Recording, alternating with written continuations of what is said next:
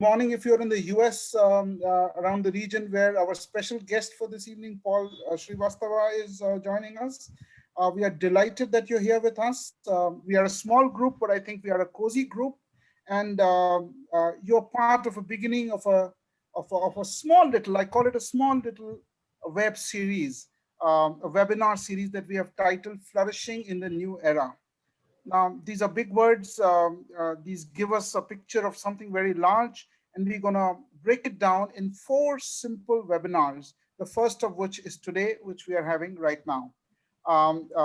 We have a very special guest with us today, and we are grateful to him. He's Dr. Paul Shrivastava from Penn State University. I would take a minute to introduce him, if you bear with me. Dr. Paul Shrivastava has a unique background. He combines academic scholarship and teaching with significant entrepreneurship and senior management experience. He is, in his designation, the Chief Sustainability Officer at Penn State University. He's Director of the Sustainability Institute and Professor of Management and Organizations at the CWIL College of Business. He's a full member of the Club of Rome. He leads the UNESCO Chair in Art and Science for implementing the SDGs at the ICN Business School, Nancy, France. He is an advisor to the Research Institute for Humanity and Nature, Kyoto, International Social Sciences Council, Paris, Future Earth, the Earth's Alliance and Research Universities, and the Network for Education and Research on Peace and Sustainability, Hiroshima University. Of course, prior to all of this, a long list of positions and engagements that he has. He has served as the founding executive director of Future Earth, which we all know is a global research platform for global environmental change and transformation to sustainability. I could read on from his bio sketch. I don't want to do that, but suffice it to say that we have a very important guest. We are delighted he's here. And Paul, thank you for taking the time. We are really grateful to you. My name is Jagdish Rattanani. I'm a faculty member at the SPJIMR, Bhavan's SPJIMR Institute of Management and Research, SPJIMR. We are a part of the Bharatiya Vidya Bhavan. We are a not-for-profit and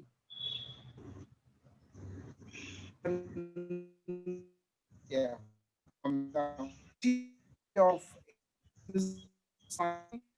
and communications at the Institute. I've been here for the last 7 years.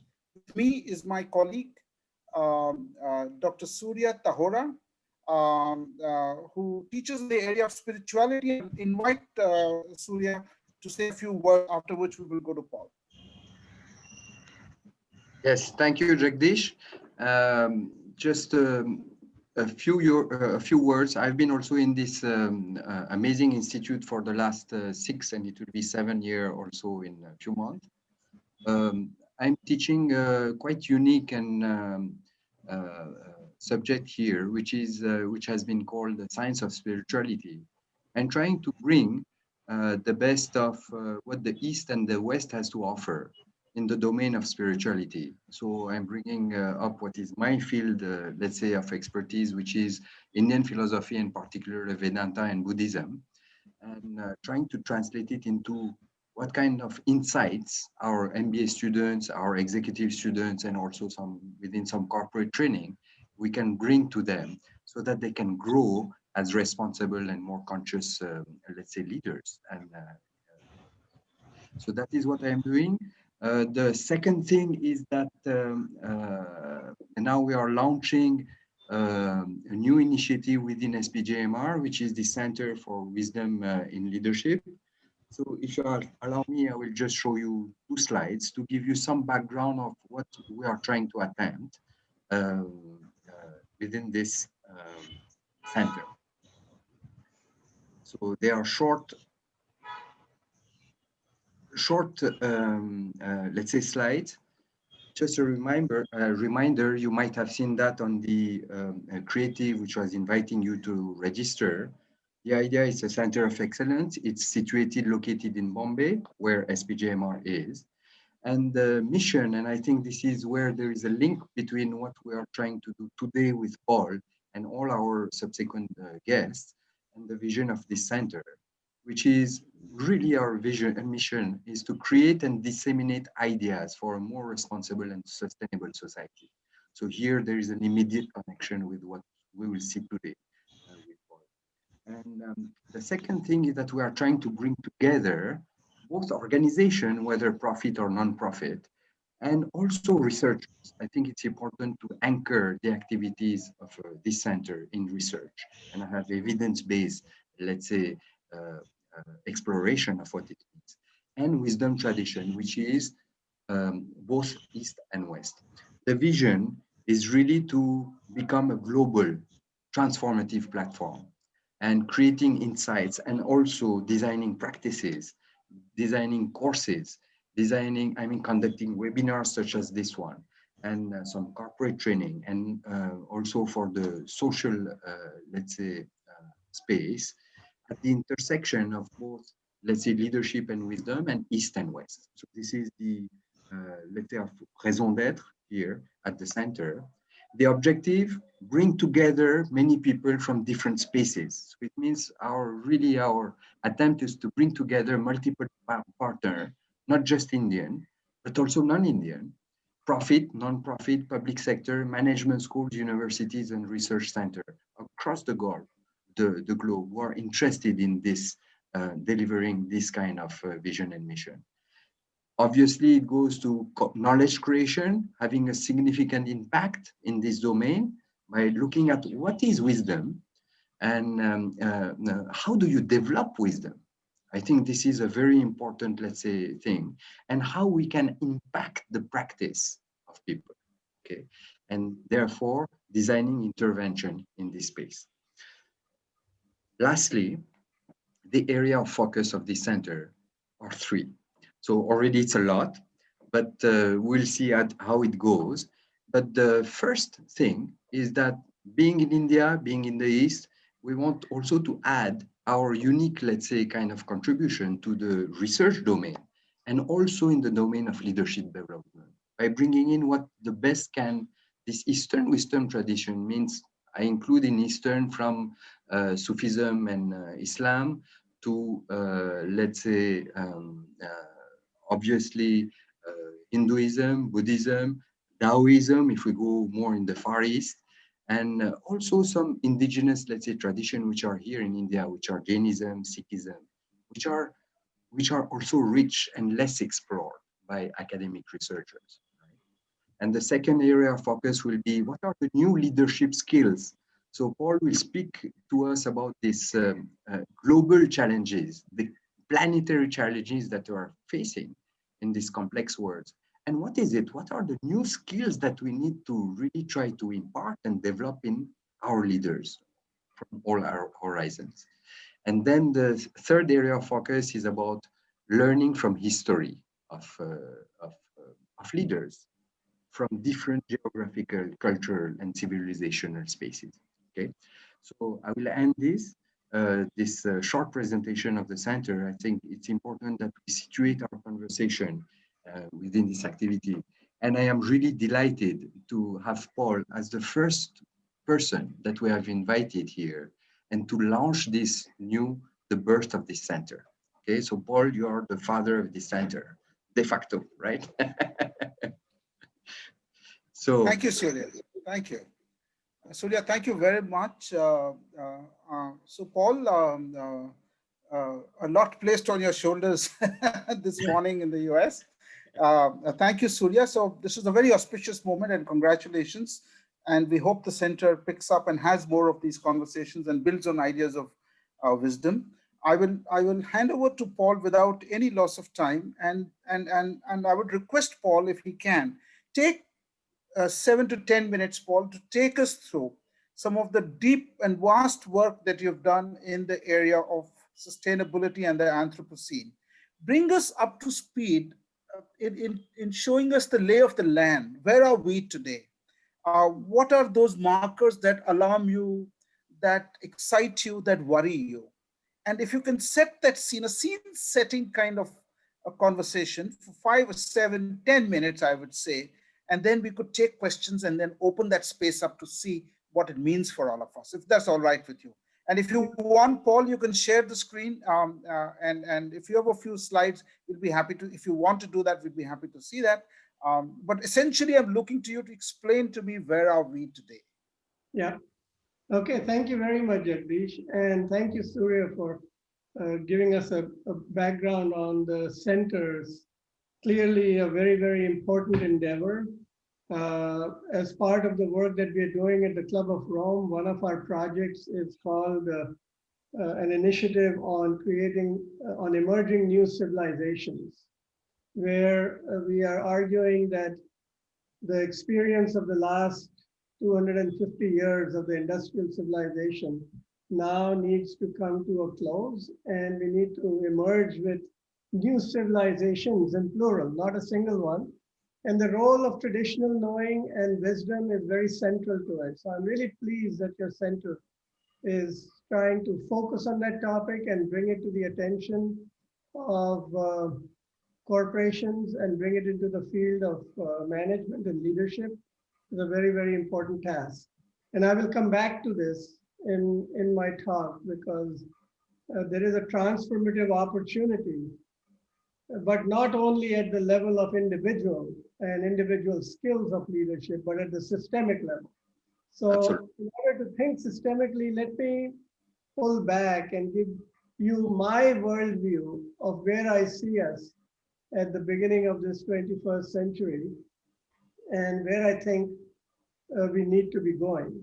And I'm going to do that because I have a scientific background. I'm going to do that through summarizing probably 2 decades of scientific studies that have been trying to track how, where Earth systems are and where human systems are in relation to each other. Just let me say that the time that I was born, and I won't tell you the year, but when I was born, the population of the world was less than 1/3 of the population of the world today. So just in my lifetime, the number of people have tripled. We are now at about 7.8 billion people. We are going to be about 10 billion people. And so we are not living in an empty world anymore. We are living in a full world. We are living in an overflowing world. And so the things that worked for us in the last 100 years are not likely to work in the next 100 years. And so we need to take a long-term perspective, a kind of geological time perspective, and we need to take a holistic planetary perspective. And I understand that there are lots of differences between countries and between rich countries and poor countries, and we can come to that later, but let's look at where we are at a planetary level. So I'm going to do that by summarizing 3 studies that I think are very fundamental to understanding our place in the world. And I'm going to share my screen over here and see if this works. Okay, Yes. so first thing I want to talk about is this idea of what's called the Great Acceleration. The Great Acceleration is a, can you all see this enough to? Yes. Yes. Okay. You may want to put it in slideshow mode. If I put it in slideshow mode, let's see, it tends to then not. Okay, slideshow. We'll try it out. Yeah. Okay. Oh yeah, view slideshow.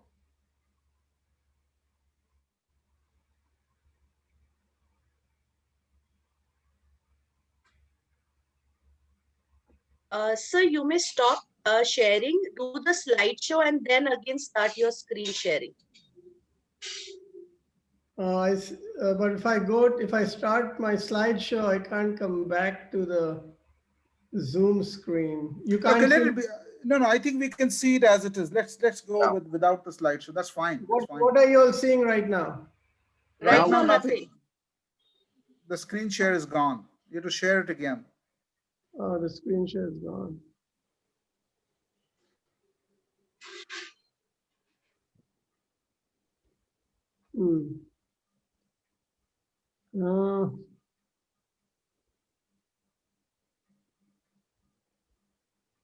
So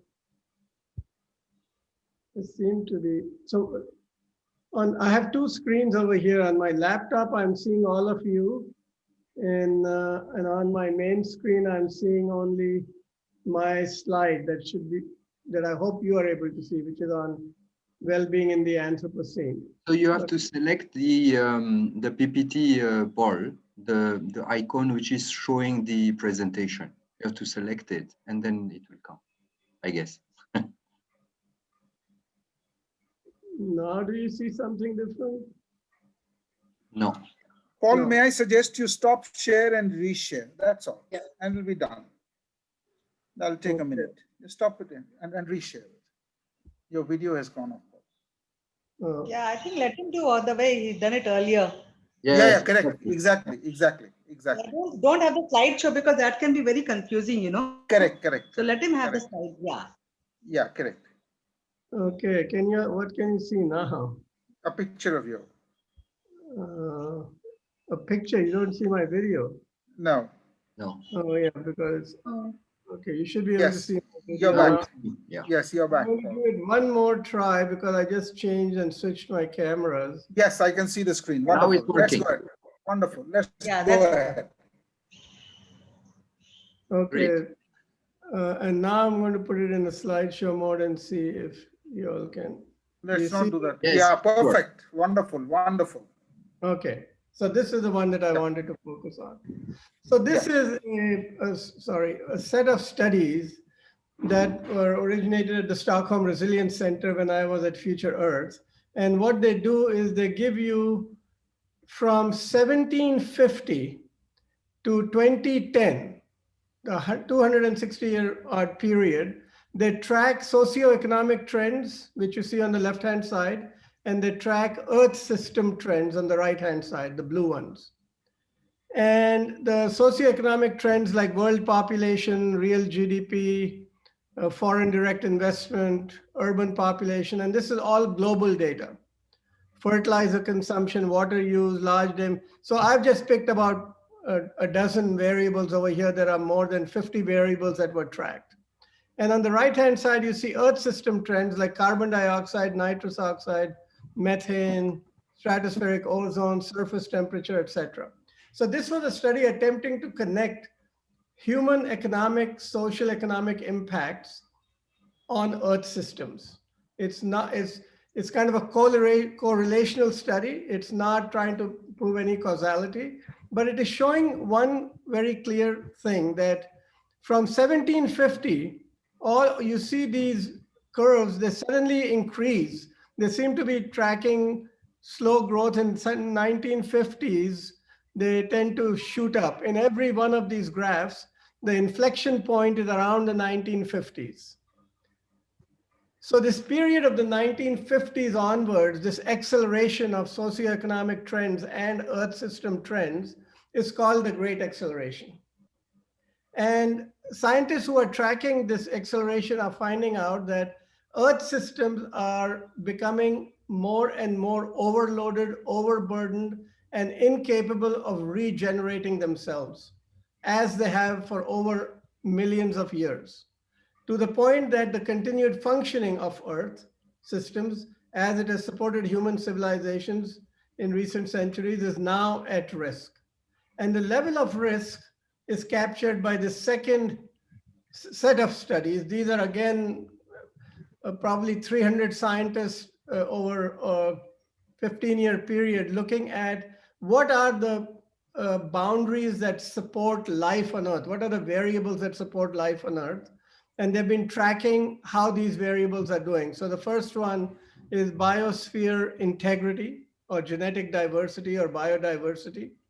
Second one is biogeochemical flows, which is the phosphorus cycle, the nitrogen cycle, the water cycle, the carbon cycle.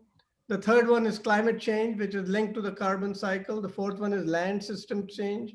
And you see the first two are marked in red, the next two are in yellow, and the others freshwater, novel entities, stratospheric ozone. So these variables, we have to keep within a certain boundary in order for life to exist on Earth. This is one of the most fundamental definitions of sustainability, that if we go beyond these, then we won't have the kind of Earth that we are currently experiencing and have benefited from. So we are already at the red zone or danger zone for two of the boundaries. we are in the yellow or warning zone for 2 of the boundaries. And for some of those boundaries, we don't have good quantification. So for example, novel entities or atmospheric aerosol loading, we don't have good quantification, but we could be in danger zone with them too. So suffice it to say that the global impact of human activity on Earth systems is at a point where we cannot continue as usual. And add to this, we are going to experience an increase in world population from 7 billion to about 10 billion people. There is social acceleration because of telecommunications, the fact that we are sitting thousands of miles apart and talking to each other. There's a lot of things that have been made available through technology. Our mobility has increased, travel has increased, digitalization of society has increased, which is also creating more and more new anxieties for people. And so we are at a point where we need to deeply think how do we design the future that we want, rather than just going by inertia and continuing to do what we have been doing for the last 50 or 100 years. Particularly problematic with what we have done in the last 50 years is the kind of economies that we have created around the world. These economies are truly problematic on the ecological front. They are rapaciously using up ecological resources with no consideration for regeneration. And more importantly, they have seeded a kind of inequality among people, among nations, even within nations, among regions that are simply not acceptable. And globally, they have created a debt that if this was a personal situation, it would take multiple generations to pay off the kind of debt that we are creating in the global economy. So just some numbers for 2019, the global debt was $235 trillion, and when the total GDP was just over $80 trillion. If this was a household, it would take probably 35, 40 years at current mortgage rates to pay off that debt. So what we are doing is we are living a lifestyle based on putting debt burden on our children and our grandchildren. This, in my view, is not a sustainable situation. And while we are doing it, the inequality continues to increase. So 0.7% of the world's population now owns more than 46% of the world's wealth, while 1.6 billion people still live in poverty under $2 a day. Even in the richest so-called rich country of United States, 3 men, literally 3 men own more, have a net worth that is more than the net worth of 160 million people. And many people in the US, 20% of white and 37% of Black people have negative net worths. So the kind of economy that has now been put into place is basically enriching a few. And the more you grow it, the more you enrich the few, and the more you leave behind a bunch of people and let them sink into poverty. So this is not a morally acceptable position. This is not a ecologically sustainable situation. We need to be rethinking what kind of economy do we want in the future. And this period from 1950s onwards, when this process started, is now being called the Anthropocene. The world stratigraphic society that defines geological periods has passed a resolution just in May of last year saying that the Earth has moved from the Holocene, in which it was for over 1 million years, into a new period called the Anthropocene. And the word Anthropocene means human impacted, human driven period, where if geologists 1,000 years from now, when they look at sediments to decide what period a particular part of the Earth was going through, will find a predominance of human-made articles, largely plastic, as the layer that we are going to leave behind as a legacy. Humans are now changing all the natural cycles. Things that you thought were happening by nature, whether it's the carbon cycle, whether it's the water cycle, whether it's the phosphorus cycle, or the nitrogen cycle, all of which are vital for our existence, are all now not natural anymore. They're all determined by human social activities.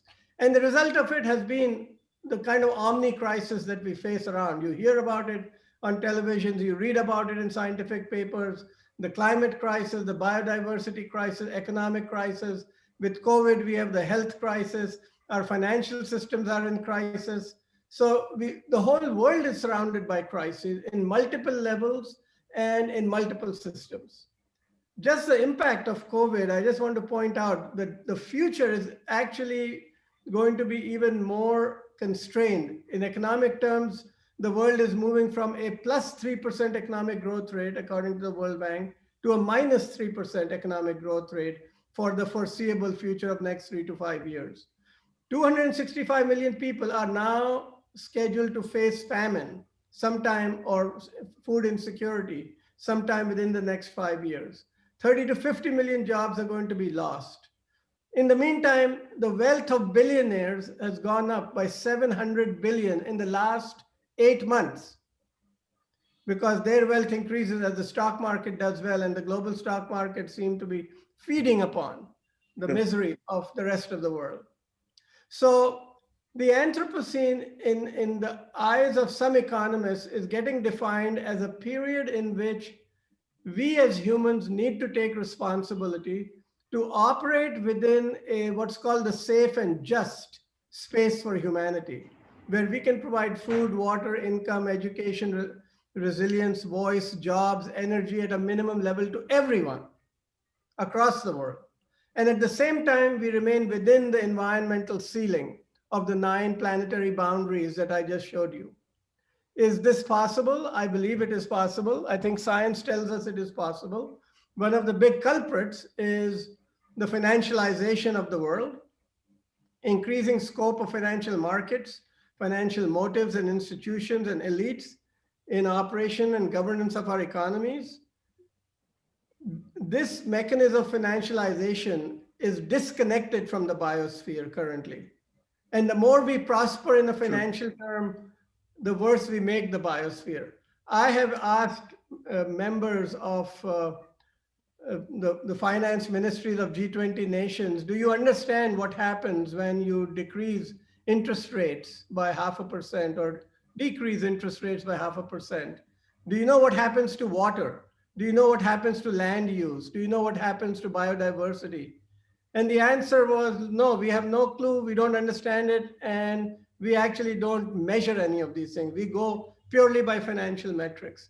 So I think we are coming to a point where we can't let this disconnect between the biosphere and the human, social, financial sphere stand.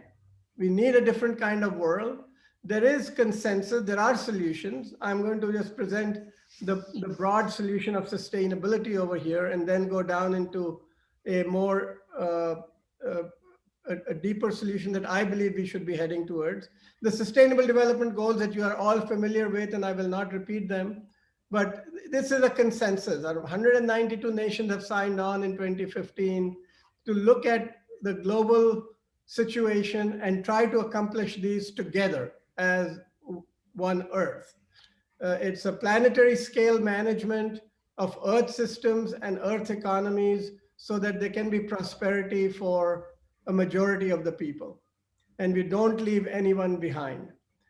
This will require certain kinds of new technologies. It will require new forms of economic organization. It will require a different kind of community. And that's what at the Club of Rome, we call the emergence of a new civilization, a new kind of planetary cultures.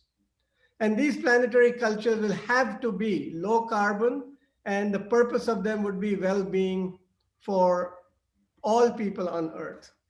So I want to end with this slide, which I put here because I think most of you come from business and economics backgrounds, being in a business program. Carbon is currently the fundamental challenge to the human economy. And I wanted to summarize the carbon challenge not in terms of all the doom and gloom, but in terms of what business decisions need to be made to get carbon under control. Because if we don't get carbon under control, if we just keep on emitting carbon through all the activities that we do, and ultimately all activities do have a carbon impact. If we don't control that, then we are going to have a temperature rise, a global temperature rise, which is going to destroy. It's going to lead to sea level rise. It's going to lead to more disease vectors. It's going to lead to reduced agricultural productivity, reduced ocean productivity.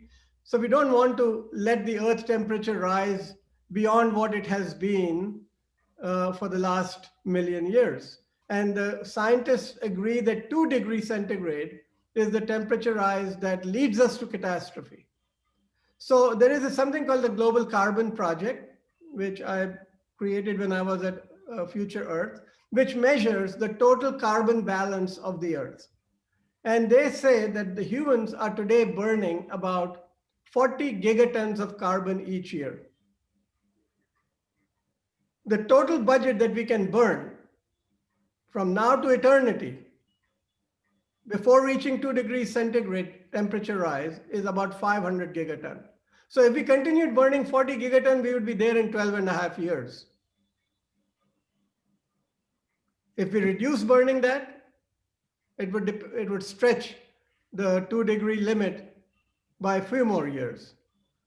So on the other side, the amount of carbon that we have available, fossil fuels, natural gas, oil, petroleum that we have available, and is already reflected on the books of companies as assets, is about 3,000 gigatons.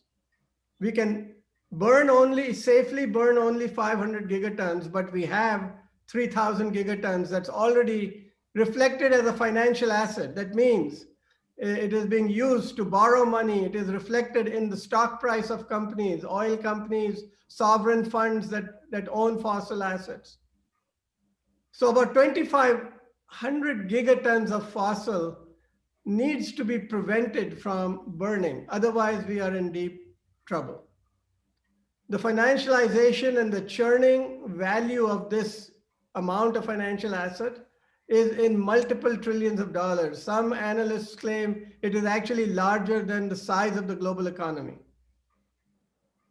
Now, moving to low carbon will be decided by a few thousand managers in a few dozen companies, because they are the ones that control. And my question to business schools is, are we training these managers to understand the carbon challenge so that humanity can survive? Are we training them to be ethical? Are we training them to be responsible? You can answer that question for yourself, and we can have a discussion around it. And I want to close by saying that low carbon, well-being economies is not just a pie in the sky idea. There are many countries that are moving towards it. There are economic policies being articulated by the European Union. Countries like Finland and New Zealand and Scotland and others, the prime ministers have created a well-being economy collaborative where they're sharing information with each other. And this chart on the right, I wanted to put this out there because what it shows is happiness and satisfaction and well-being are not correlated with the amount of money or GNP or GDP per capita that people make. So the level at which satisfaction and well-being levels off is about maybe between $10,000 and $15,000 a year. But in many countries, of course, the per capita GNP is much larger than that. And unfortunately, the world economic finance ministers are all trying to continue to increase GDP. This is true in the United States. It's true in India. It's true of Democrats. It's true of Republicans. It's true of capitalist economies. It's true of state-owned economies like China. They are not getting the message of the need to disconnect from this GDP as a measure and to move to different measures of well-being. There's a lot more we can talk about in terms of how we accomplish well-being, but I'm going to stop the screen share here and sort of summarize all of this to say that the challenge now is a global one. It's a planetary one. And at the heart of the challenge is the economic system. You all are professors in business schools. You all are training managers to be ethical, be socially responsible. And one thing I would very much want to discuss over here is how are these big questions of where the planet is headed incorporated into the work of business schools and into the work of economics departments. So I'll stop over here and maybe there can be more of a conversational question answers.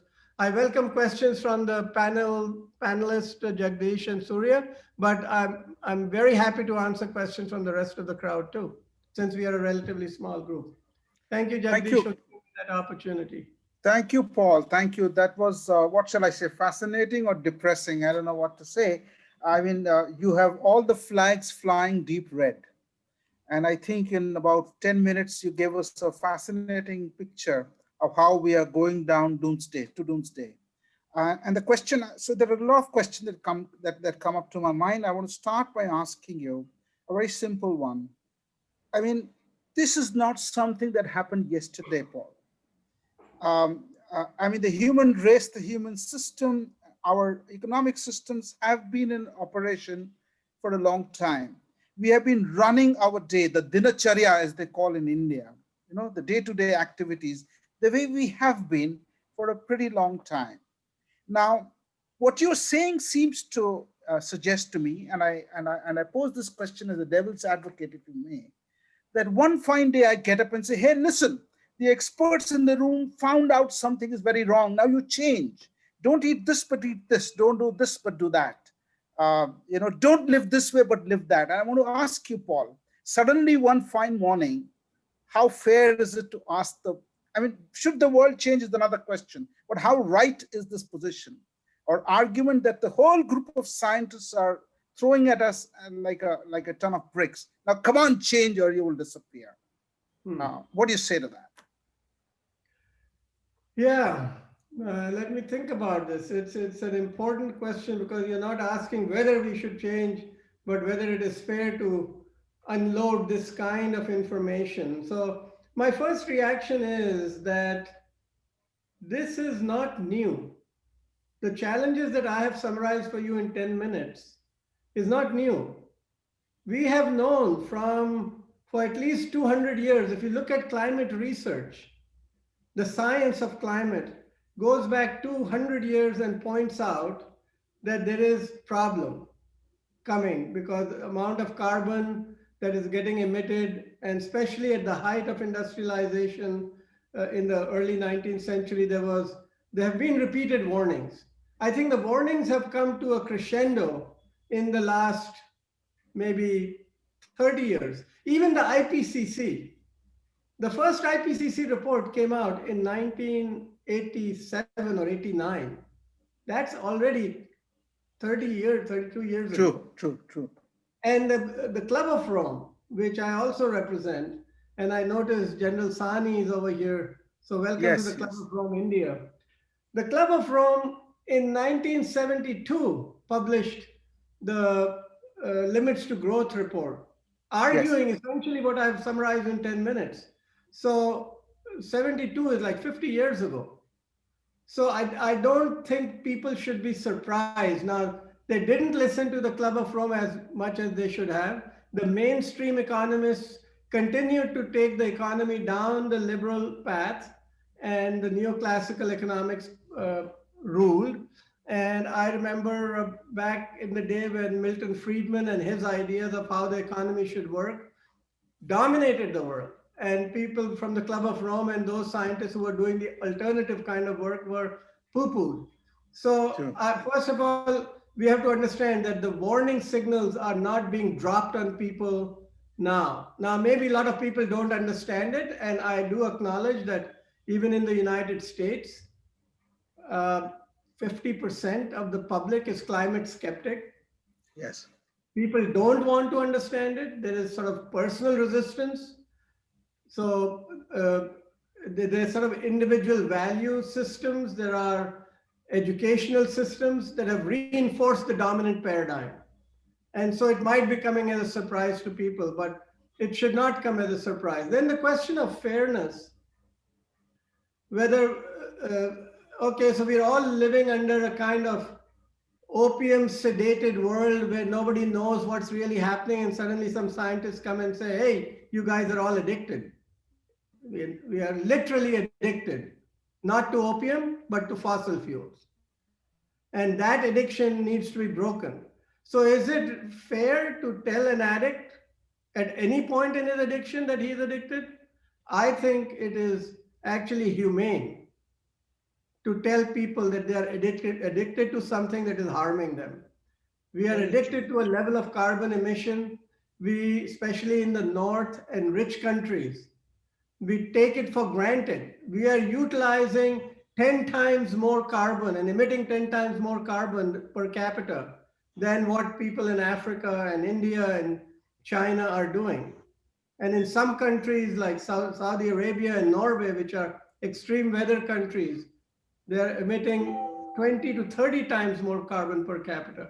So I think we instead of blaming one country or another, we first need to look at this as a global challenge and accept that if we want our children and grandchildren to thrive on an earth, this is not an argument that we can settle between us as humans. This is an argument between humans and nature.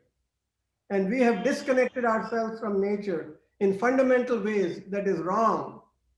And there are many wisdom traditions that Surya will point out to that have been telling this to us for 2000 years. So even from a moral, ethical standpoint, this knowledge has been around. It's just that it has not served the interests of the elite. And so the elite would like to keep the economy growing the way it is growing because obviously they benefit more. If you look at Thomas Piketty's work about capital in the 20th century, I mean, he points out that globally, this phenomenon of inequality of the elite benefiting more through a capitalist economy, and by capitalist, I don't just mean what's going on in Europe and in the US. China is equally capitalist, just state-owned capitalism, and India is equally capitalist. So this primacy of capital with no responsibility towards the biosphere is what is problematic to me. I'll stop there. Yeah, Paul, my question was also coming because I wanted to understand how might you be able to drive change? And therefore, this question if people are addicted and how do you then deal with an addict? And that takes us straight into this point of we cannot deny, we cannot forget that the data that we have before us is huge. The rigor with which this data is available is very clear for anybody to see. I don't think there has been, you use the word crescendo and I agree with that.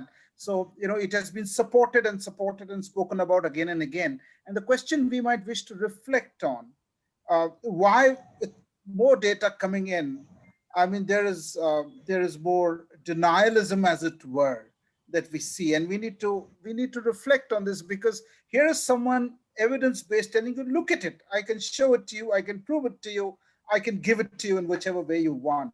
But you say, no, I don't want to listen to it. And I want to touch very briefly on the US election, Pennsylvania. I mean, the conversation over oil wells and the thin margins that came out because Trump was on one side and Biden on the other. And you know what happened eventually. And how does then one play that game? Because people want what they want. Opium is desired. And that's the real worry I'm asking you to reflect on this and tell us, what do you see? How do you see it? Yeah, I mean, I don't claim to fully understand what's going on even in my neighborhood.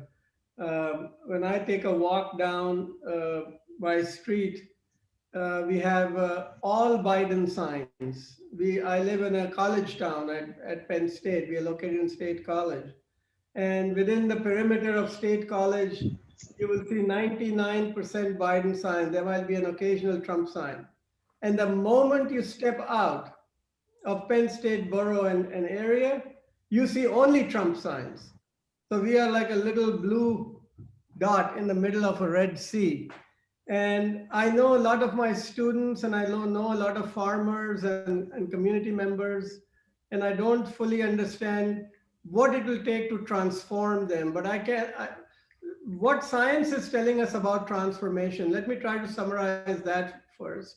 And then let me try to give some examples of where transformation is happening at local scales so that we have some concreteness to this. So what transformation science tells us is transformation is, first of all, not like a big bang thing that happens because some leaders come with some big policies and impose it on a populace and then the population transforms. It's only it's a policy question. But an equally important part of transformation is silent.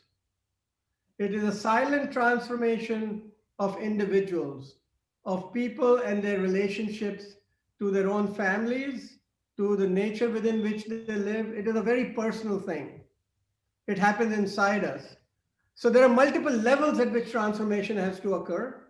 There are many systems that need to change, all the way from personal to educational to social, and then of course the policies that guide them at the regional policy level and national policy level and the international policy level. Second thing that transformation science tells us is that it is not an incremental and a linear process.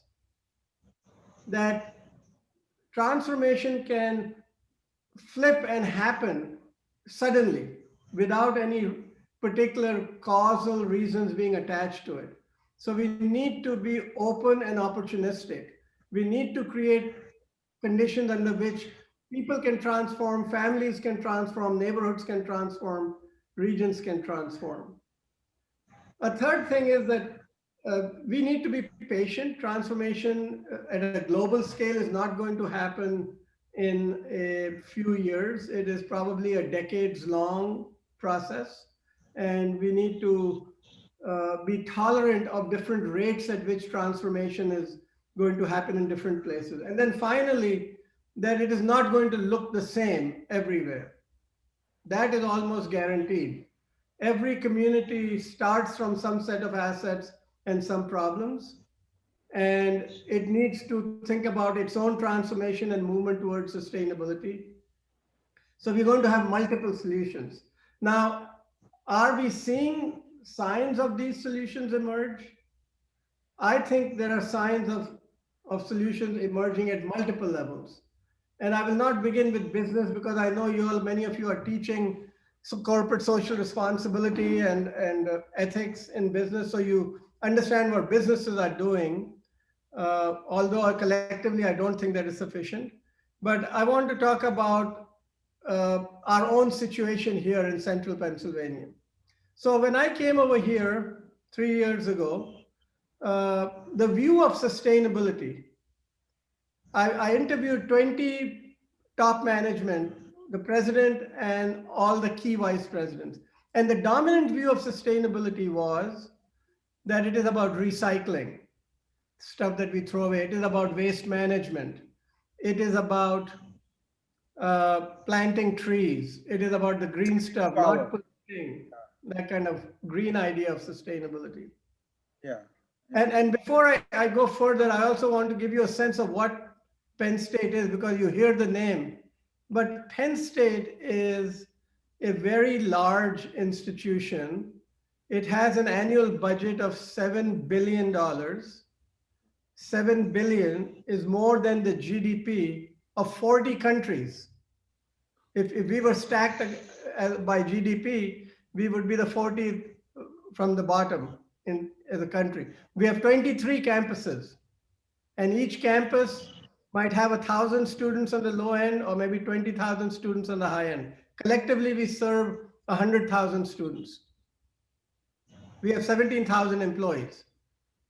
So we are a big, complex organization. For the top management to think that sustainability in 2017, after the Sustainable Development Goals were already passed and agreed to, and US was a signatory, the top management of a major university is imagining sustainability in very narrow green terms. So one of the first things I did was that to frame sustainability at Penn State and for the state of Pennsylvania, we said we need to first of all adopt SDGs as the framework. And we need to agree that sustainability will not happen for Penn State in isolation. We have to take responsibility for the communities in which we operate. And we have to develop a model of university-driven implementation of sustainable development goals so that the entire state of Pennsylvania becomes sustainable. This is a large task for a big university like this, to convince the key decision makers, to take the students with you, to take the faculty with you, to change the way we do research, the way we do teaching, the way we do student engagement, the way we do community outreach, the way we do our operations. Everything has to change. So it is like redesigning a jumbo 747 while you are in flight. But that is the task that we are undertaking over here. And I'm pleased to say that while we haven't transformed ourselves fully, there are huge things that have changed just in 3 years. So just this year, we operationalized a 70 megawatt solar power plant that we did as a partnership with a company called Lightsource BP. Ironically, it's an oil company that has entered into the solar market and is now the largest solar producer in the United States, Lightsource BP. And we did a deal with them. So there are lots of these what are called PPAs, purchase power agreements, where you agree to buy the power and somebody else makes the upfront investment. But when we looked at what it would do, what it would take to do 70 megawatts of solar power, it would require 500 acres of land, farmland, to be converted into solar panels. And so we decided to not just go out and do a straight PPA. We invited the Nature Conservancy into the deal. We invited the local Farmers Bureau into the deal. And we said, we want to create a power purchase agreement where we benefit by buying solar, and 70 megawatt would decarbonize about 25% of all our electricity use. But we don't want to just decarbonize our electricity. We also want to save money. So the price that we wanted to pay is such that over a 25-year period, we will save about $14 million in our electricity bill. The second thing that we wanted was we wanted to ensure community prosperity. So we said that all this investment, it's about a $75 million investment upfront by BP Solar, must happen in a way that energizes the local economy. And with Nature Conservancy, we put into the contract land use policy that says you cannot just use the land and then the land cannot be used for any agricultural purposes. You need to design the solar plant in such a way that we can grow crops under the panels. So you have to lift the panels up to a level, that the water flows in that land do not get disturbed, that the wildlife, that is, not all of the land is farmed, some of it is farmed. So we put into place ecological requirements. And I'm giving you this in a little bit more detail because I want to show that decarbonization of energy doesn't need to happen only on an energy metric. You can design systems in a way that they provide ecological benefits, that they provide community economic benefits, that they provide you with some financial benefits, and they decarbonize energy. Hundreds of these opportunities exist. When we did this one, this is the largest solar operation in the state of Pennsylvania now. The governor of the state came and inaugurated it. He has created a green governing council for the whole state of Pennsylvania. We are working with different departments of the government to now replicate this kind of solarization, if you will, but not just solarization or decarbonization, but this kind of ecologically thought through model. Because we know that we have 23 campuses, we can be putting solar in every campus. But if we need to raise the level of demand from our campuses are relatively small, they can't use 70 megawatt. So we are building these networks of local schools, local hospitals, local companies who also want to decarbonize. And collectively, our demand can move from 5 or 10 megawatts to 20 or 30 or 40 megawatts, and it becomes economically viable to do them at a scale. So I think there are examples like this in many industries where, so in the food sector, I'll give you another example where we are changing, and slowly this change is going to mount to a transformation, but we are changing the food system. We feed 100,000 students a day. Well, not all 100,000 eat with us, but let's say 50 or 60,000 students eat in our cafeterias. We are one of the biggest buyers of food. We have a huge food imprint. We are trucking tomatoes from California. And up till now, we had not been doing a life cycle cost analysis of our food system. So when I arrived here, I looked at the top 10 buys of Penn State. And I worked with my department works with the purchasing department. The purchasing department spends about $1.8 billion a year in just buying things. And all of this was just being bought. I mean, what was the criteria? Cheap price, good quality, find some kind of equilibrium. No consideration of local economy, no consideration of ecological impacts, no consideration of social impacts. Is this a woman-owned business you're buying from? Is it a business owned by a minority? None of that was in place. So we are starting to put into place systems that will transform the buying habits of this institution. And therefore it will transform it. And it might take me 10 years to get there. But we have started this, and this is the transformation that I'm saying. It is silent. It happens one-on-one. You have to sit down with the vice president for purchasing. You have to sit down with the faculty council. You have to sit down with individuals and work with them to make them understand what the challenge is, make them understand what the solutions are, and then architect projects that move us in that direction. So it is hard work. There's no denying that, and it's not going to happen easily. But many organizations are doing it. I'm just giving you examples that I'm familiar with over here. But in my job, at my previous job with Future Earth, we were doing this, creating what we call knowledge action systems, where we were trying to tie together science and decision makers into networks that would use this kind of science to make reasonable policy decisions and corporate decisions. So that's a long answer to your question of transformation, but I hope it addresses some of your concerns. Yes, certainly, Paul. Thank you very much for those insightful comments. I will now invite Surya momentarily to speak, but I want to, for a moment, we are 1 hour into the conversation, and I want a little bit of focus, changing a little bit to address this point that is in my mind. So one is change that is smart, intelligent, thought through, well-intentioned, based on understanding of the earth sciences. That's a smart manager for tomorrow, looking at how I can drive change. And I want to ask this larger question, even though we have not completed this area, but I want to go there a bit. Is the answer to the problems that you're raising more science, or is the answer in the area of values?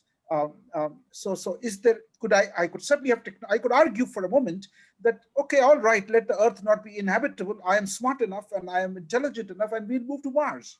And then we would move to some other planet. So why do I need to bother? So there could be a technology answer in multiple ways. And there is a different way to come to the same problem from the point of view of the values we wish to live by. And I'm going to open that conversation, if that's okay with you. I'll invite Surya to make a few comments and then throw the question to you to say, how would you say science versus values? And my suspicion is the problem is the value systems rather than the science systems. Surya. Yeah. So, I'm looking at the chat at the same time, and I think some of the questions are coming from this same space, Jagdish, that you're mentioning. It seems that many of, some of people of our audience is saying, yeah, technology is the solution. So it really addresses this. Is it technology alone, or is it about changing the paradigm? Is it about growing as individual and leading this inner quiet revolution and transformation, which is really at the domain of value, at the domain of connecting with nature, with maybe some practices or some big, let's say, kind of aha moments? So what is it exactly? What are the drivers? They might be multiple, But where is it that you think, Paul, that we can put our emphasis, right? So this is one question I wanted to ask. And the second question is also some of us would like to shift to the next subject, which will be how can we as a business school, let's say, be able to guide and maybe initiate these steps, these small steps in transformation towards creating, at least at our level of sphere of influence, what is necessary and what is required. So first question, science and other things, what is the balance here? And what is our priority here? Yeah, I'll start with the first question, and then I Yes. might ask you to repeat the second question. Yes. Science, technology, and values. I don't like dualisms and dualities and separating the world into two concepts and juxtaposing them. I think there's a kind of artificiality to it, because to me, science is in itself a system of values. It's just a different kind of set of values. And although in terms of its method, it tries to disavow values, but throughout history, science, and any knowledge system for that matter, this is not a particular accusation against science, but every knowledge system serves certain interests. And it tries to obscure what interests it serves through many different mechanisms, whether it's methodology or mathematics or showing the benefits to particular kinds of society. But let's think about what is science serving today and what is technology serving today? Whose interests? So when it started, it was a kind of juxtaposition to a religious control of Europe, where the church had usurped all ideas of knowledge, and God was giving them knowledge and they were transferring it to people, and societies functioned according to that. Science was brought in at that point as a juxtaposition to that kind of hegemony. But that doesn't make science a completely objective, neutral form of knowing. Over its 200 or 300 years of evolution, what has happened to science? Well, first thing that has happened to science is it has gotten tremendously fragmented. In 1250, when the University of Paris, 1251, the University of Paris was founded, there were 4 disciplines: music, logic, philosophy, and one more. I don't remember what. Today, well, before we come to today, by the time universities emerged in the world in the 1800s, mid-18 to late 1800s, the number of disciplines went up from 4 to maybe 50, 60 disciplines. By the time governments started keeping data on science, the first one was the British government, their statistics department in the 1920s, the first quarter century of the 1900s. There were about 170 disciplines that they tracked information about. Today, there are over 15,000 disciplines of science. So science is fragmented itself into these smaller and smaller areas. And there is a logic to it. It's not done it only because there's so much information available. There is a kind of financial logic to this breakdown. There are financings available. There are certain interested parties who want to fund it. So there's medical science funded mostly for white male audiences. For 100 years, pharmaceutical companies, even after there was a law in the United States in 1990s that said that you have to test your drugs and your medicines on a diverse population, 20 years later, we found that pharmaceutical companies were still testing on the white male of a certain age because that's where the market was. Now, you can call medicine a science, or you can call it a system of values to benefit the white male of a certain age class on the health front. So I don't I don't think science is value free, and I don't think science can be juxtaposed against values. We have to think about, to me, it's really a value transformation all the way. And if we have that value transformation, science will also transform itself. If we start seeing underneath science what are the values, and not the espoused values of objectivity and reliability, which we teach all our PhD students, and we have swallowed wholesale in academia because we swear by science. We think that because we are scientists, we have better knowledge. And I actually started this presentation with scientific data because I know how compelling it is. You can beat it, it's a big stick. But I don't for a moment forget that that stick itself is flawed and it is not complete. The whole system that needs to be transformed is embedded in a set of values that need to be questioned. And those values are very different, and the transformation will therefore need to question different types of values. And so this is not going to be an easy task. There's a lot of conflict around it. But I think there are ways of thinking about this, and I don't have time over here to explain this new project that we are undertaking at the Club of Rome with Professor Giri from the Madras Institute of Development Studies, I believe. And it is a project on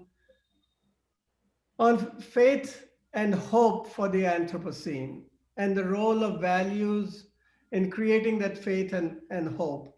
And I'd be happy to share with you all kind of short synopsis of that project. It's just getting underground, but we are going to launch it in Delhi at the India International Center as a set of dialogues to try to understand the role of values fundamentally, the question that, Jagdish, that you are most concerned with. But let me move with that brief to the second question, which was about how business schools and faculty members and what can we do in our own spheres of ambit. That within the context, which is we are part of a system again, which is really, we are almost servant of organization. And this organization are like creating and perpetuating a system and a model of capitalism, which has shown its limits. So how do we go about it? Okay? Yes. It's a very simple question. Yeah, this is a very good question. It's a very frustrating question for me because I have been in business schools for almost 40 years now as a faculty member. And I have right from the beginning resisted the totalitarian view that corporations are good and we should just go on increasing their productivity. And it has always been a challenge because this goes against the mainstream that questions the legitimacy of corporations. But now I don't teach in any particular department. I have 13 deans that I work with to bring sustainability into their respective areas. And the business schools will need to at some point acknowledge that you cannot transcend the challenges if you don't transcend the system. So corporations are right now legally required to improve stockholder wealth. We force this on them by law. If they don't do it, then the board of directors can be brought to heel that why aren't you increasing stockholder capital? So within the business school, I think you're already within a limit of what you can do. You can agree to stay there and say, yeah, we will work within the limits, and perhaps some other groups can work on how to change the system of capitalism through government policy, et cetera, although there are many business schools that are also addressing this. But the change within corporations, if you keep them within the same system, is never going to be sufficient. It is not going to be adequate. I've been reading sustainability reports of corporations for 20 years. I was there when WBCSD was formed. And I applaud everything that corporations are trying to do, but not questioning the fundamental structure within which corporations are allowed to create value and the kind of value they create is a mistake. I don't think it contributes to a well-being economy. The purpose of business cannot be just to make money for stockholders. This is not even required by law. Now, I have to also acknowledge that in a 200 or so year history of corporate law, corporations have accumulated a whole bunch of rights that are even more significant than human rights. There is a book out recently called We the Corporation by a faculty member from UCLA that tracks the 200-year history of accumulation of corporate rights. So as a legal entity, they have more power than any individual. They have more power than their own CEOs. So we have created this monster deliberately in the mistaken view that this is going to be beneficial for all. Now we need to tame the monster and reduce some elements of it. I'm not anti-corporate and saying destroy all corporations. That's not in our interest either. We need to harness and we need to shift the purpose of these corporations and align them with the biospheric asset base that we want to preserve for our survival. It's a new challenge. I think corporate managers are very smart. If they are given to understand that this is the challenge and we want you to repurpose yourself, they will do it. I mean, there are entire industries now that are seeing value in moving. So entire sectors are trying to decarbonize, even the oil sector. I mean, they're not entirely stupid. I mean, they don't perhaps understand the carbon cycle the way I explained, but they do see the writing on the wall that decarbonization globally is on the way. You can look at oil prices, you can look at the size of market valuation of companies that own fossil fuel, it's all declining. You can look at the insurance industry. More and more natural disasters are happening because of climate change, and insurance industries are finding it more difficult to make money anymore. So I think the economic translation of these biospheric and ecological parameters is seeping in slowly, and despite the fact that we haven't put limits on corporations. So I think that work needs to be done. It can partly be done within business schools, partly within economic departments at universities, within policymaking frameworks and international and national organizations. But bringing the question back to Jagdish's point about values, I think it has to come with a deeper understanding of what we want the world to be. What is our sense of well-being? What is our notion of progress? I mean, just growing GDP used to be progress for a lot of people, but now we know it benefits 1%. So I think all of this is up for grabs. I think in some ways we are in a very fortunate time because we can raise these questions. We have the frameworks, we have the science, we have the data, and the task of creating the political will, which of course varies from country to country, jurisdiction to jurisdiction, but at least the task is getting clarified to us. So I'm hoping that these kinds of conversations will lead us into deeper thinking. And I don't pretend to have solutions to these, and especially not for a country which, although I was born in, I haven't lived in India for 40 years. So I humbly sort of want to say that these solutions will have to come out of an Indian conversation. But there are certain things that will be constant. So let's take the field of agriculture, because every time I open the paper and turn to the India page, it's the farmers' problem in the north. I think this is an opportunity for Indian analysts, for Indian think tanks, for Indian leaders, for Indian policymakers to really think about agriculture in terms of carbon. There are good scientific solutions under the rubric of regenerative agriculture. India is an agricultural country with surplus labor. If we keep on moving the path of industrial revolution, the green revolution, the use of chemicals, your agriculture is going to suffer. It is already suffering. I mean, you just have to look outside. So can this voice be raised in the right policy circles? Can Mr. Modi and his advisors be brought into a conversation? I was invited to this thing called the big international science summit that Niti Aayog put together, Vaibhav Summit. it was a summit of world scientists of the Indian diaspora, and the session that we were in was organized by IIM Shillong and IIM Bangalore and a few other places. And I was proposing to them a regional economic system that would be intellectually supported by universities and local colleges, would be partnering with corporations and government agencies to create bioregional economies, which would include some technological development, but also agriculture, because agriculture is going to be fundamental. Food, water, and energy as a nexus is going to be fundamental to the transformation. And so a long-winded way of saying that there are solutions possible.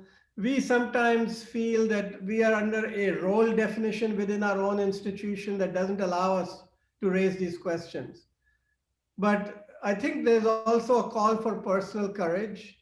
In speaking truth to power, there are always risks, and there might be personal price to be paid. I hear this from a lot of young people over here saying like, we are not tenured. If we talk too loud, we'll get fired. There are lots of uncertainty, and I accept all of that. And in some ways I'm privileged because I'm at the other end of my career and I have some more liberties to talk my mind.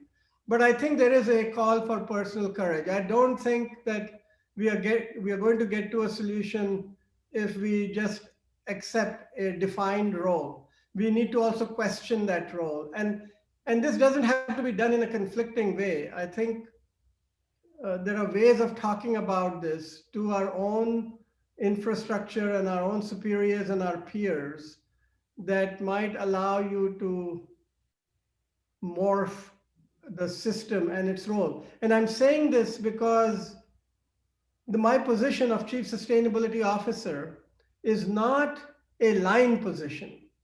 I still have to do my work by influencing other divisions. I have to influence 13 deans, and deans are actually small players in our system. The big players are the VPs who control billion-dollar budgets. And I have to tell them, and it doesn't happen. And I can sit there and say, well, you guys are at a level where you can do what you want. But I can point out to them, to the person who's making purchasing decisions, that adopting these scientific approaches to life cycle assessment and bringing in these other ecological and community engagement parameters actually helps you. And perhaps it doesn't get through to them first time, but the 100th time, I mean, it does get through because they're also people, they're also humans. They also have children, they also have grandchildren. And at some point it triggers. So they are willing to then accept. And then they're willing to, so I think if I can be effective without controlling the actual budget, by influencing through persuasion, through conversation, through engagement, and sometimes through some local micropolitics. You know, if I can't get somebody, so the biggest challenge for Penn State has been its investment. We have a conservative investment portfolio management system. The chief executive of our investment company manages about $6 billion of our investment money. I would like it to be decarbonized. I would like us to get out of fossil fuels. And I've not been successful at getting any movement on it because the whole investment community is sort of very conservative. Jagdish, So I point it to students. Yes, are Professor, you guys willing to put these investments into fossil? Can you make some noise? Can you have some demonstration? I can't do a demonstration because I'll get fired, but there are parts of the university that can raise voices. So I think we have to learn to use these things in a judicious, and to use, Surya, to use your term, with wisdom. We will not win this fight if we just go there clashing with all the existing interests and powers. We need to be able to do this in a cultivated way, in a curated way. Paul, we have Professor Manas raising a question. I'd love to hear from him. Yeah, I have to go, but I have to I say a few things. Number one, that the The question, I've been in the Wharton School for many years, and now I'm in New York, and also at Peking University in China. The first point is that the question of business school and sustainability and all that upbringing, I'm very much depressed about the whole thing. In any business school, I know many, in the world, the whole area of sustainability and type of thing where Paul is talking about is very much in the minority. Nobody is going to take one more than one courses except ethics in a business school. They're more interested in finance, marketing, and that type of thing. It's very unfortunate. They're following the pattern of US business schools, and that is dominating. 10 years ago, 15 years ago, I organized a meeting in Russia on management education in countries in transition. But I am going to have the same meeting again this year in an Indian university. But the idea is the management education in India, including IIM. I have been to IIM Calcutta. I was a distinguished professor there. You see, is following the same pattern, same thing. True. Except some people like Chakraborty, in IIM, and this is unfortunate. This is the first point. A second point is very important. You see, I know Paul Srivastava, what he does, and this is very good experience for me to listen to him again. But two things. First of all, for the last 20, 30, 40 years, I'm very involved in the area of peace science, conflict management and peace science. And, I'm doing many things. I have an institute in Bangalore on Mahatma Gandhi Center for Conflict Prevention and Management. And so the area of conflict management, peace, this is a very important matter of sustainability. And this should be addressed to that. And, Paul maybe did not mention that. And second thing is the question, we have regional science. This whole system should be regionalized, regional science. So for the last 60 years, we're working in the area of regional science, regional system, metropolis, urbanization. This is another factor which should be considered in this type of thing we're discussing. We have an association called SPES in Europe. I was one of the organizers 20 years ago with my friend in Laszlo, from Budapest.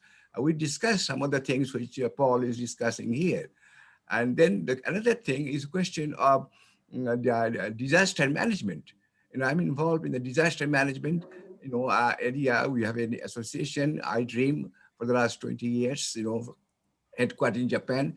And the whole area of disaster, natural disaster, man-made disaster, terrorism, all these type are very much related with the topics which Prof. Srivastava is making. So this is another subject which should be taught and it should be integrated in the research. And the question of, the regional science, peace science, and disaster management, and also epidemiology. In the question of, I'm trying to integrate the question of COVID-19, and in the system of technology management.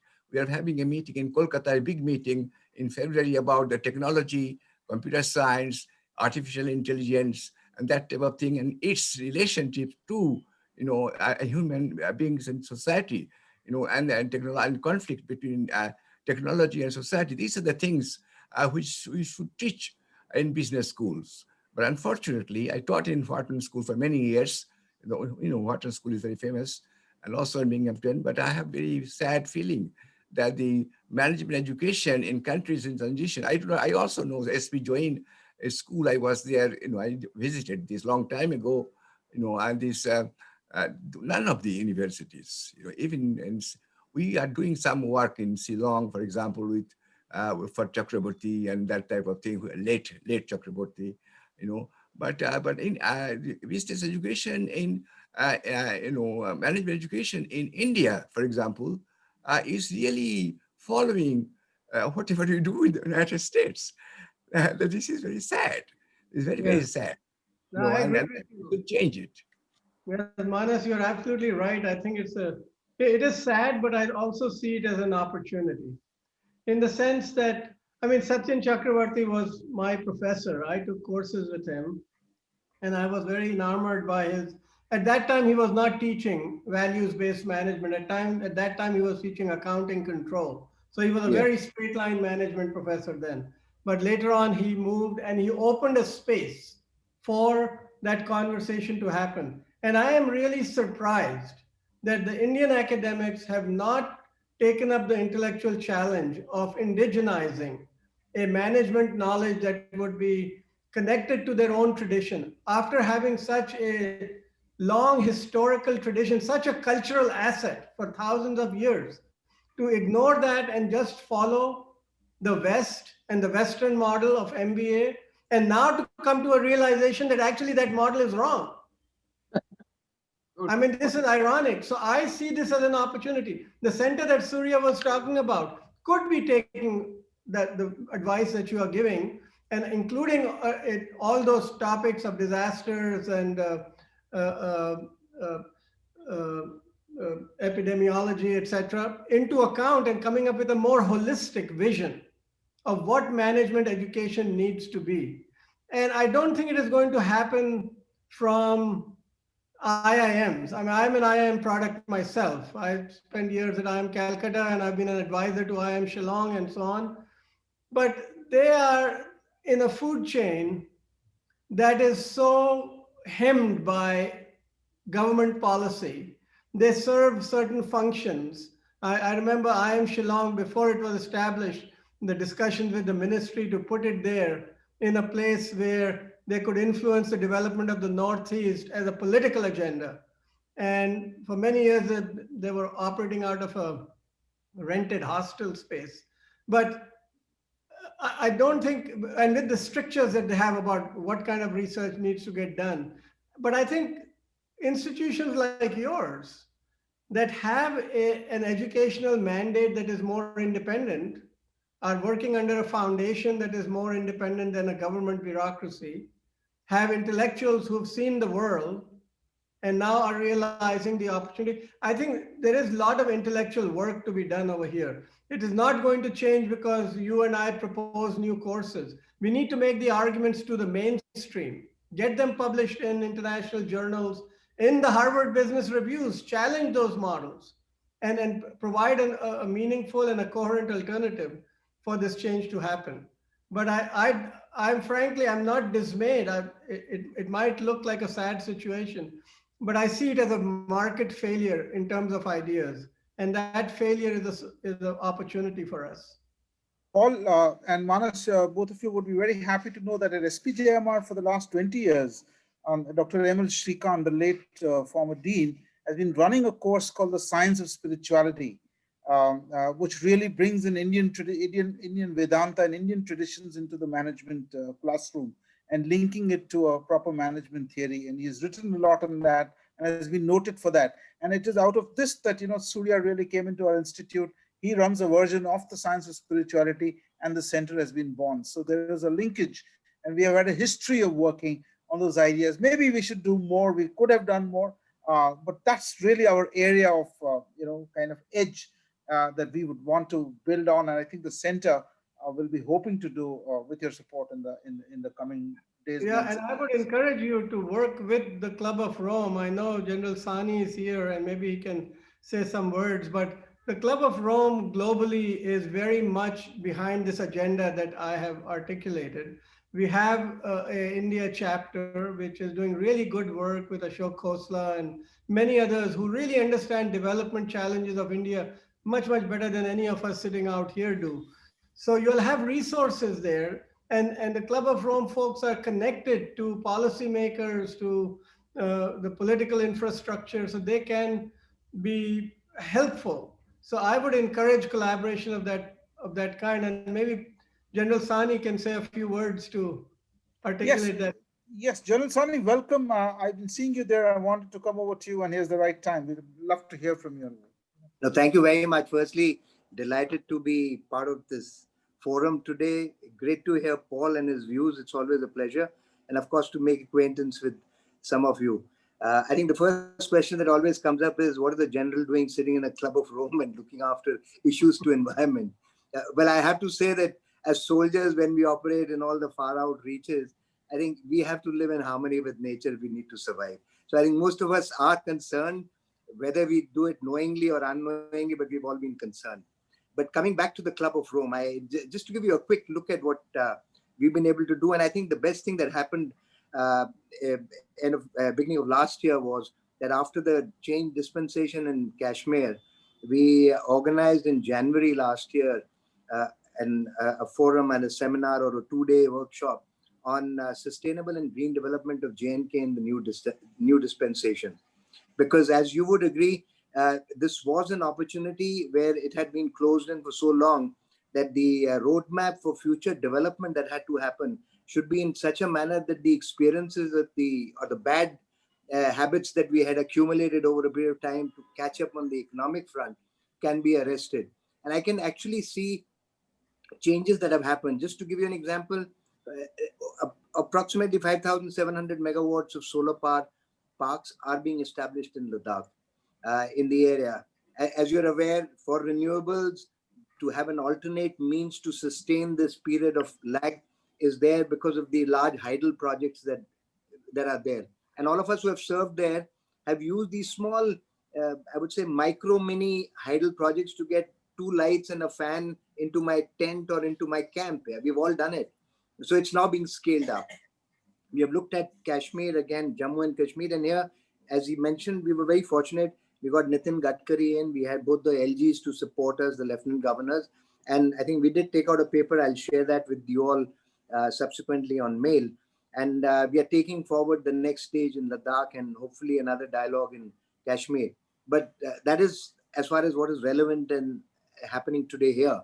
But just to give an example, we have development alternatives with Ashok Khosla, which all of you would know, not only in the international space, but also in the environmental space in India.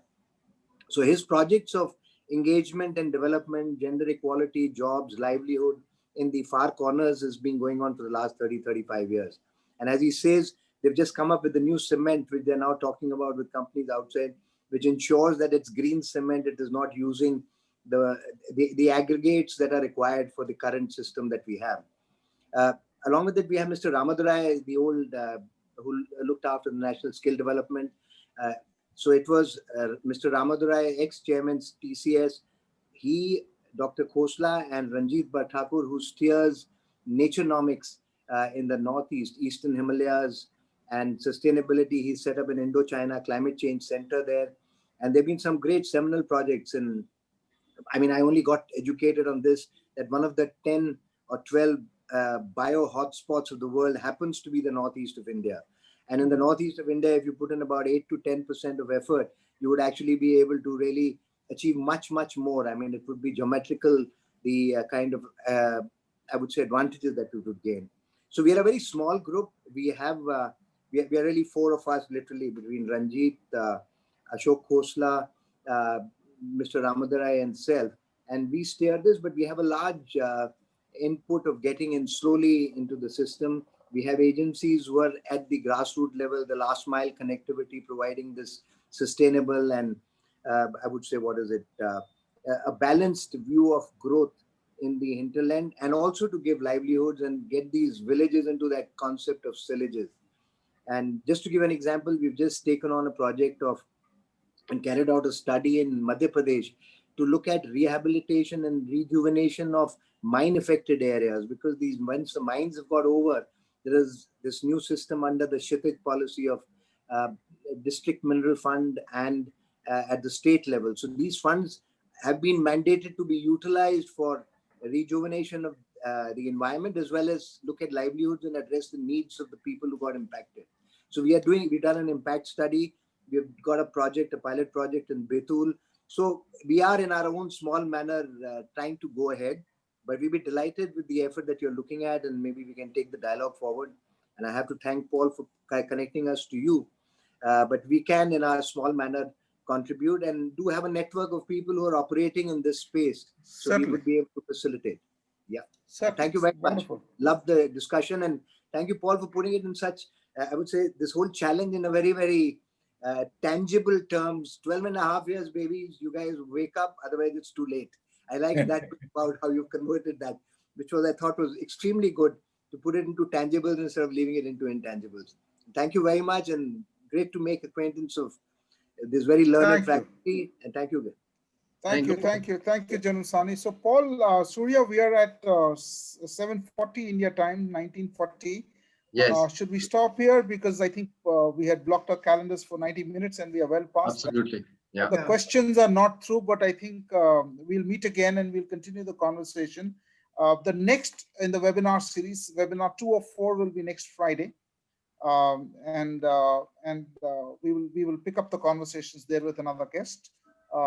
It will be Professor Laszlo coming in the next time, Surya, is that correct? Yes, absolutely. Yes, Yeah. and we will pick up the threads there. Paul, thank you so much for coming in. Thank you very Manishji, much. thank you. Thank you, Paul. For coming in. General Sani, thank you. And all the faculty members from SPJIMR and all our guests, thank you for being with us and this delighted. Nirjaji, thank you so much.